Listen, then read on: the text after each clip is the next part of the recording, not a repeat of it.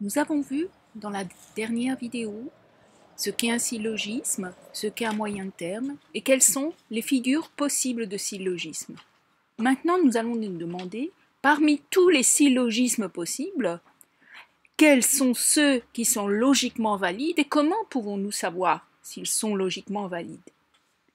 Tout d'abord, combien y a-t-il de syllogismes possibles? Nous avons vu qu'il y a 4 types de propositions. A, E, I, O, universelle affirmative, négative, particulière affirmative et négative. Ensuite, ces propositions sont combinées par 3 pour former des syllogismes. Si nous prenons cela en compte, nous voyons que nous avons 4 par 4 par 4, c'est-à-dire 64 possibilités de combinaisons possibles de types de propositions par figure. Cela fait donc un très grand nombre de syllogismes possibles. Mais parmi ces syllogismes, quels sont ceux qui sont valides? Quels sont ceux qui sont concluants? Pour trouver parmi tous les syllogismes possibles ceux qui sont valides, Aristote a appliqué un certain nombre de règles de validité. La première de ces règles est que l'une des prémisses, au moins, doit être affirmative. En effet, de 2 négations, nous ne pouvons rien conclure. Par exemple, si nous prenons la première prémisse suivante, aucun homme n'a des ailes, la deuxième prémisse, aucun chat n'est un homme, eh bien, de ces 2 négations, nous ne pouvons rien conclure et de 2 négations en général, nous ne pouvons rien conclure. Ensuite, la deuxième règle de validité est que si 2 prémisses sont affirmatives, la conclusion est affirmative, ce que l'on peut comprendre de façon intuitive. La troisième règle de validité est que si l'une des 2 prémisses est négative, alors la conclusion sera négative. Là aussi, une règle qu'il est assez facile de comprendre de façon intuitive. Règle de validité suivante. Une des prémisses au moins doit être universelle. Autrement dit, de 2 prémisses particulières, on ne peut rien conclure. C'est une règle qu'il est plus difficile de comprendre. Pour la comprendre, je donnerai donc un contre-exemple. Première prémisse, quelques êtres blancs fondent au soleil. Bon, par exemple la neige. Donc première prémisse, quelques êtres blancs fondent au soleil. Deuxième prémisse, quelques chats sont des êtres blancs. Et il est évident que de ces 2 prémisses, nous ne pouvons pas conclure quelques chats fondent au soleil. Et pourquoi? Parce que les 2 ensembles définis par chacune des prémisses ne se recoupent pas. Du fait que quelques êtres blancs fondent au soleil, l'ensemble des êtres blancs qui fondent au soleil, évidemment, est tout à fait différent de l'ensemble des chats qui sont blancs. Et donc, lorsque nous avons 2 prémisses particulières, on ne peut jamais être sûr que les ensembles définis par chaque prémisse vont se recouper, même si éventuellement cela pourrait arriver, mais en tout cas, nous ne pouvons pas le conclure.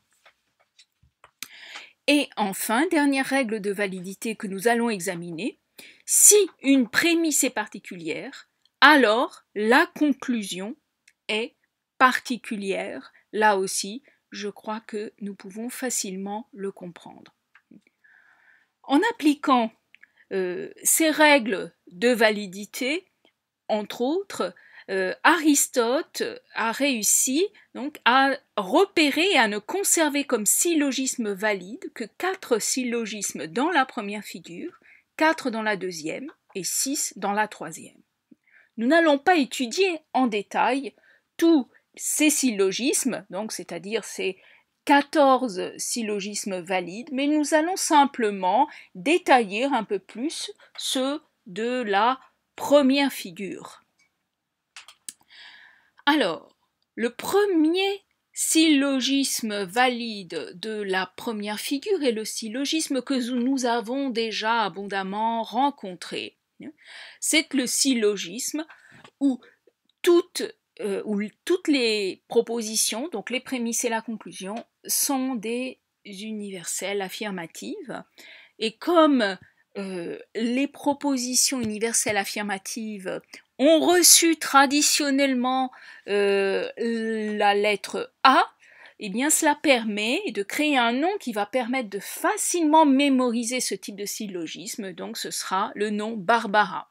Donc cela donne, puisque nous sommes dans la première figure, donc tout M et P, mineur tout S et M, et donc tout S et P.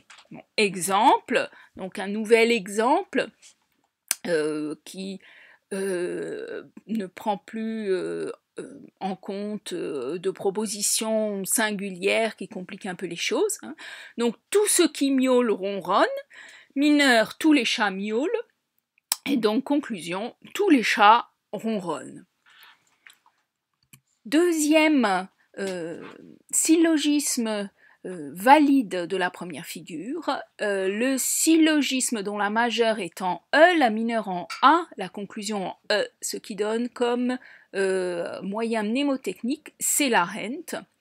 Et donc cela donne aucun, puisque E c'est l'universelle négative, donc cela donne aucun M n'est P, la mineure tout S est M, conclusion tout S est P. Exemple, et rien de ce qui miaule ne vole, mineur tous les chats miaulent, conclusion donc aucun chat ne vole. Enfin, donc troisième syllogisme valide dans le cadre de la première figure, les syllogismes dont la majeure est une universelle affirmative, donc en A, et où la mineure et la conclusion sont des particulières affirmatives, donc tout M et P, quelques S et M, quelques S et P. Eh bien nous voyons là que nous sommes typiquement donc, dans un syllogisme où l'une des prémices est particulière et non pas les deux, puisque nous avions vu que de deux prémices particulières, nous ne pouvions rien conclure. Et si donc l'une des prémices est particulière, alors la conclusion sera particulière. Donc nous voyons comment les règles de validité, en quelque sorte, se vérifient.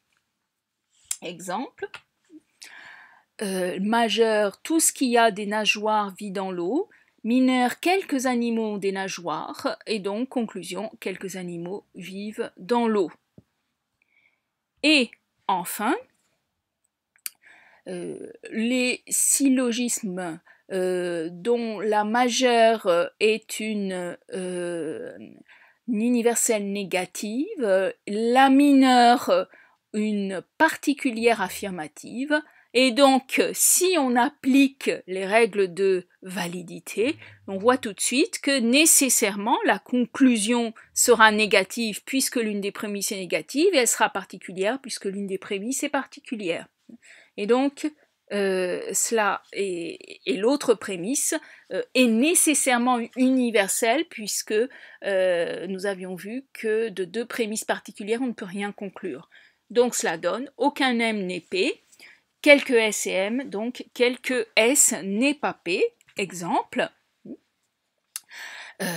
aucun gourmand n'aime les épinards, supposons que ce soit vrai. Bon, donc, aucun gourmand n'aime les... D'ailleurs, que ce soit vrai ou non, ça n'a pas d'importance, comme nous l'avons vu, comme nous le reverrons un petit peu plus tard, mais bon. Donc, aucun gourmand n'aime les épinards, mineur, quelques lapins sont gourmands, et donc ça donne comme conclusion, quelques lapins n'aiment pas les épinards. Et donc, voilà pour les syllogismes valides de la première figure. Il nous reste donc ceux de la deuxième et de la troisième figure, mais nous n'allons pas les détailler. Par contre, cela pourrait être un bon exercice pour vous qui vous permettra de vous familiariser avec ce vocabulaire, cette formalisation de la syllogistique, que d'essayer de retrouver ces syllogismes.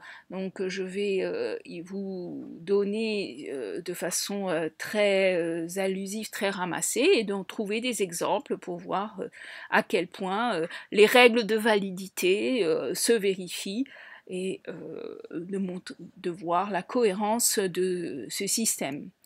Donc, les syllogismes valides de la deuxième figure sont au nombre de 4. Donc, le syllogisme en E-I-O qui donne Festino comme moyen mnémotechnique, le syllogisme en E-A-E qui donne donc Césarée, le syllogisme en A-E-E qui donne Camestres et le syllogisme en A-O-O qui donne Barocco. Dans cette deuxième figure, nous avions déjà rencontré un exemple que nous pouvons maintenant analyser. L'exemple était « tous les chats ronronnent, aucun homme ne ronronne », donc aucun homme n'est un chat. Nous voyons donc que nous sommes dans la deuxième figure, le moyen terme est à chaque fois en deuxième position, en position de prédicat. Alors, dans quel type de syllogisme sommes-nous? Eh bien, tous les chats ronronnent, c'est une universelle affirmative, donc nous sommes en A. Aucun homme ne ronronne, c'est une universelle négative, donc nous sommes en E. Et bien évidemment, la conclusion est nécessairement une négation, et donc aucun homme n'est un chat, une universelle donc négative. Donc cela donne A, E, E, ce qui donne comme syllogisme, comme abréviation de Camestres. Passons maintenant au syllogisme de la troisième figure. Alors, nous avons celui qui est en O-A-O, qui donne Bocardo, celui qui est en A-A-I, qui donne Darapti, celui qui est en A-I-I, qui donne Datissi, celui qui est en I-A-I, qui donne Disamis, celui qui est en E-A-O, qui donne Phélaptone, et celui qui est en E-I-O, qui donne Ferrisson. Alors, je ne sais pas si ça compte au Scrabble, mais en tout cas, voilà un certain nombre de nouveaux termes qui vous permettront peut-être de briller pendant ces repas et ces conversations où nous allons nous ennuyer à la maison. Bien, nous avons déjà rencontré un syllogisme de cette troisième figure. Eh bien, c'était le syllogisme suivant, tous les chats ronronnent. Tous les chats sont des animaux. Conclusion, quelques animaux ronronnent. Alors, nous voyons que c'est un syllogisme de la troisième figure, puisque le moyen terme qui est le chat se trouve en position de sujet. Alors, de quel syllogisme s'agit-il? Eh bien, donc... Première proposition, c'est une universelle affirmative, donc c'est une proposition en A.